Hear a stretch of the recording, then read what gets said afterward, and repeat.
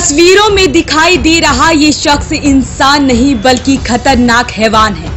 Police की गिरफ्त में खड़ा ये खतरनाक हैवान एक नहीं दो नहीं बल्कि 8 की तकरीबन मासूम बच्चियों के अपहरण के बाद दुष्कर्म और फिर उनकी बेरहमी से हत्या की वारदात को अंजाम देता था। ये कहना है गुरुग्राम पुलिस के एसआईटी हेड और डीसीपी क्राइम सुमित कुमार का। दरअसल बीती 11 नवंबर को 3 साल की मासूम का सेक्टर 66 इलाके से अपहरण कर सेक्टर 66 के ही सुनसान इलाके के कमरे में ले जाकर न केवल पहले दुष्कर्म की वारदात को अंजाम दिया बल्कि दुष्कर्म के बाद मासूम की पटक पटक कर हत्या कर मौके से फरार हो गया था। लेकिन गुरुग्राम पुलिस की एसआईटी टीम ने अपहरण, दुष्कर्म और हत्या के 20 साल के आरोपी सुनील को झांसी के पास से गिरफ्तार कर सनसनीखेज मामले का खुलासा किया। दिनांक 12 नवंबर को बादशाहपुर थाने में सुबह इतला मिली थी कि एक बहुत छोटी बच्ची की डेड बॉडी एक खाली पड़े कोठरे में मिली है, जिसमें पुलिस तुरंत वहां पहुंची थी और साथ साथ ये पता लगा कि उसके थोड़ी देर बाद ये सूचना भी आ गई कि एक बच्ची कल से पड़ोस की झुग्गियों से गायब है। पुलिस के द्वारा तुरंत मौके पहुंच के जो भी कानूनी कार्रवाई अमल में लानी थी वो अमल में लाई गई और उसे ये पता लगा कि इस बच्ची को दिनांक 11 तारीख को करीब 11:30 बजे इसके पड़ोस में आया हुआ एक युवक वहीं जो स्लम्स है, झुग्गियां हैं, वहीं से किडनैप करके ले गया था और उसने इस खाली पड़े निर्जन कोठरे के अंदर उस बच्ची के साथ न केवल बलात्कार किया बल्कि उसके बाद उसकी निर्मम तरीके से उसकी हत्या कर दी गई। पुलिस के द्वारा पोस्टमार्टम के उपरांत बच्ची की डेड बॉडी उसके पेरेंट्स के हवाले कर दी गई और दिनांक 12 तारीख से लेकर आज तक गुड़गांव पुलिस कमीशन के द्वारा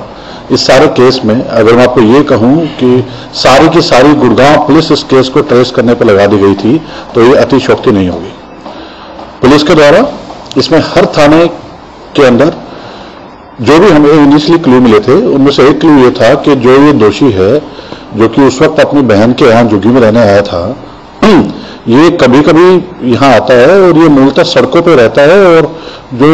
सामाजिक संस्थाएं मंदिरों के बाहर या किसी भी अन्य जगह पे भंडारा वगैरह चलाती हैं जहाँ पे आपको मुफ्त में खाना मिलता है, वहां पे खाना खाने का आदी है और कभी कभी दिहाड़ी मजदूरी कहीं भी कर लेता है।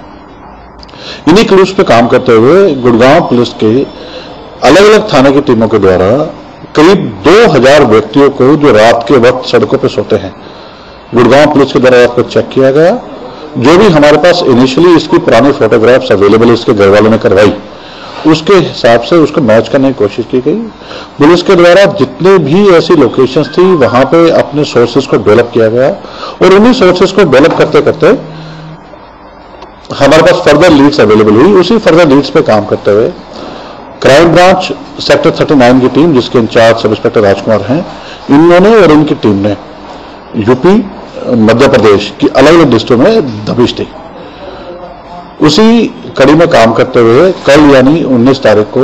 गुड़गांव पुलिस क्राइम ब्रांच की सेक्टर 39 टीम ने इस दोषी को, जिसका नाम Sunil son of Hiralal alias Hallu है, ये गांव गंज गिरोली डिस्ट्रिक्ट महोबा यूपी का रहने वाला है मूलतः, इसको गिरफ्तार करने में सफलता प्राप्त की। वहीं इस मामले में गिरफ्तार दरिंदे ने अभी तक गुरुग्राम की 2 अन्य वारदातें, जिसमें सोहना रोड के ओमेक्स मॉल के पीछे रेप के बाद की गई हत्या का मामला हो या फिर राजीव चौक पर 8 वर्षीय मासूम बच्ची से रेप के बाद हत्या हो, इन सभी वारदातों को आरोपी ने कबूल किया है। वहीं डीसीपी क्राइम सुमित कुमार का कहना है कि आरोपी ने दिल्ली में 3, ग्वालियर और झांसी में अभी तक एक ऐसी रेप के बाद हत्या की वारदातें कबूल की हैं। हालांकि अभी पुलिस ऐसे सभी मामलों की गंभीरता से जांच कर रही है और तमाम राज्य, जिसमें दिल्ली, मध्य प्रदेश के ग्वालियर और झांसी शामिल है, पुलिस इन सभी मामलों में जानकारी इकट्ठा करने में जुटी हुई है ताकि 20 साल की साइको किलर को जल्द चालान पेश कर सख्त से सख्त सजा दी जा सके। इसको कल गिरफ्तार करने के बाद आज जब इससे पूछताछ की गई है तो पूछताछ में काफी सनसनीखेज खुलासे इसके द्वारा किए गए, जिसमें से इसने बताया कि करीब पिछले 2 साल से ये इस तरह की अलग अलग काफी वारदातों को अंजाम दे चुका है, जिसमें ये किसी भी मंदिर के बाहर से चाहे वो हनुमान मंदिर हो, चाहे शिवजी मंदिर हो, या कहीं भी ऐसे भंडारे पे जहाँ पे छोटे बच्चे प्रसाद लेने आते हैं और वो अनअटेंडेड होते हैं, मतलब उनके पेरेंट्स उनके साथ नहीं होते, ये वहां से किसी भी छोटी बच्ची को किडनैप कर लेता था और उसके बाद उसकी रेप के बाद उसकी हत्या कर देता था। अभी तक इसने जिस मामले में उसको गिरफ्तार किया गया है, इसके अलावा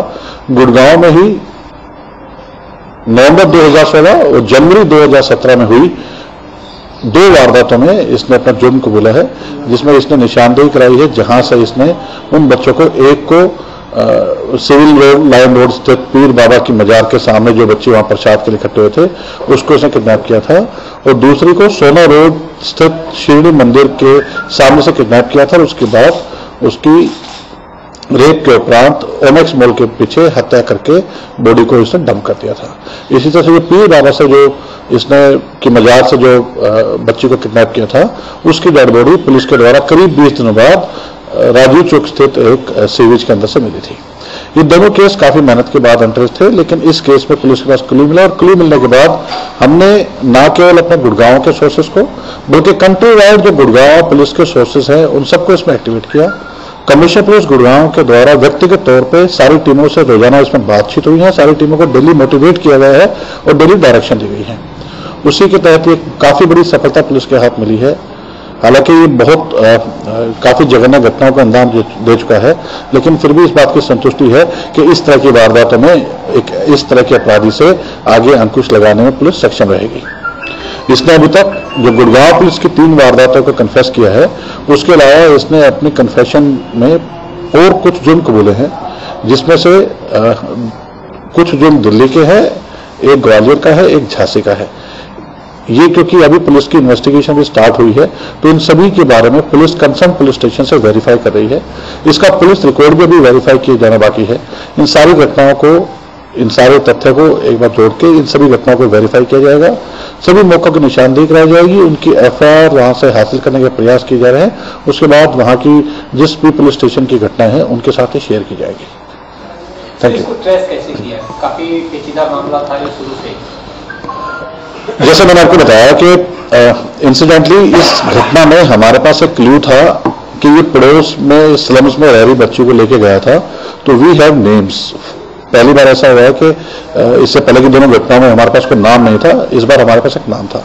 सेकेंडली, इस बार जिस जगह पे उसने बच्ची की हत्या करके और जहां पे उसके साथ इसने गलत कार्य किया था, उसके सामने एक मल्टी स्टोरी रेजिडेंशियल बिल्डिंग है, वहां के सीसीटीवी कैमरे में भी इसके बच्ची को ले जाते हुए दिखाई दे रहा है और इसकी कुछ पार्शियली शक्ल दिखाई दे रही है। बाद में जब पुलिस ने इनके जितने भी रिश्तेदारों को ठिकाने थे हर जगह दबोच दी, तो हमें इसकी कोई एक पुरानी फोटोग्राफ भी प्राप्त हो गई थी। उसके बाद गुड़गांव से लेके दिल्ली से लेके जहां हमने उसको पकड़ा है झांसी के पास से, वहां तक के हर रेलवे स्टेशन पे हमने सीसीटीवी फुटेज, वहां जो भी टीमें गई हैं, वहां पे रेलवे स्टेशन के आसपास जो भी मंदिर हैं जहां पे भंडारे लगते हैं,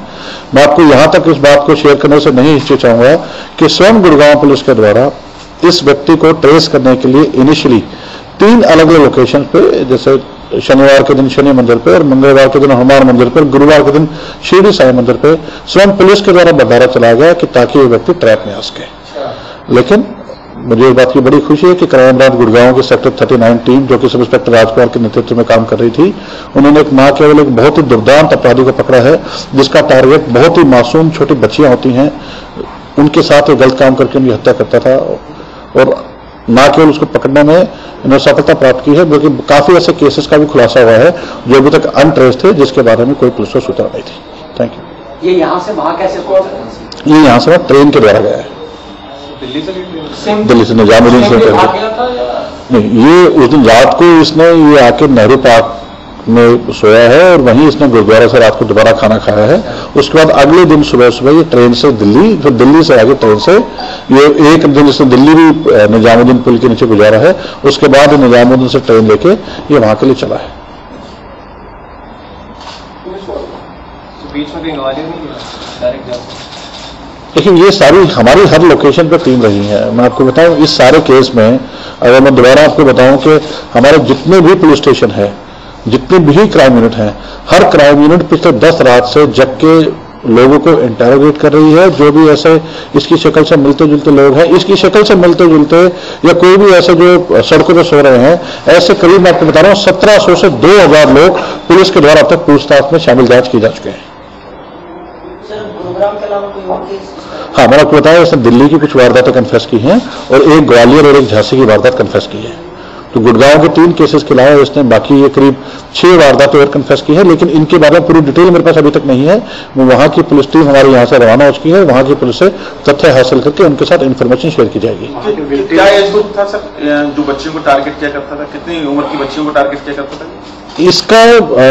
जो मेनली जो मॉडस ऑपरेंडी था, उसमें जो मंदिरों के बाहर बच्चे प्रसाद लेने इकट्ठे होते थे, ये उनको या स्लम्स में जिनके पेरेंट्स दिन में काम करते हैं, बच्चे अनअटेंडेड दिन में रहते हैं, उन बच्चों को टारगेट करता था। अभी तक की जो पूछताछ से सामने आया है, हालांकि बाकी जिलों के एफआईआर के तथ्य मेरे पास नहीं है, उसके आधार पर मैं कह सकता हूं कि 3 साल से लेकर 8 साल तक की बच्ची को उसने टारगेट किया है। क्या साइको क्लियर कहेंगे सर आप इसको? देखिए, मैं इसकी जो मानसिक स्थिति है उसके ऊपर कोई भी कमेंट इसलिए नहीं करूंगा कि इसका एक मेडिकल एग्जामिनेशन कराया जाएगा। और एज ऑफ नाउ इंपॉर्टेंट ये है कि इसने ये हत्याएं की है, उसने हत्याएं कबूली की, ठीक है।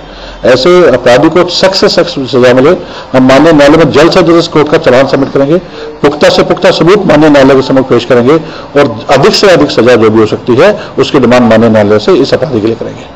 वहीं इस मामले में पुलिस ने तकरीबन 2000 से ज्यादा सड़क किनारे सोने वाले व्यक्तियों से पूछताछ की है। दिल्ली से झांसी रेलवे स्टेशन तक की सीसीटीवी फुटेज खंगाली गई है। हालांकि बाकी राज्य में कबूल की गई वारदातों की जांच होनी अभी बाकी है, लेकिन इस खतरनाक और घृणित मानसिकता के शख्स को पुलिस ने गिरफ्तार करने में बड़ी कामयाबी हासिल की है। वॉइस ऑफ हरियाणा के लिए गुरुग्राम से मनु मेहता की रिपोर्ट।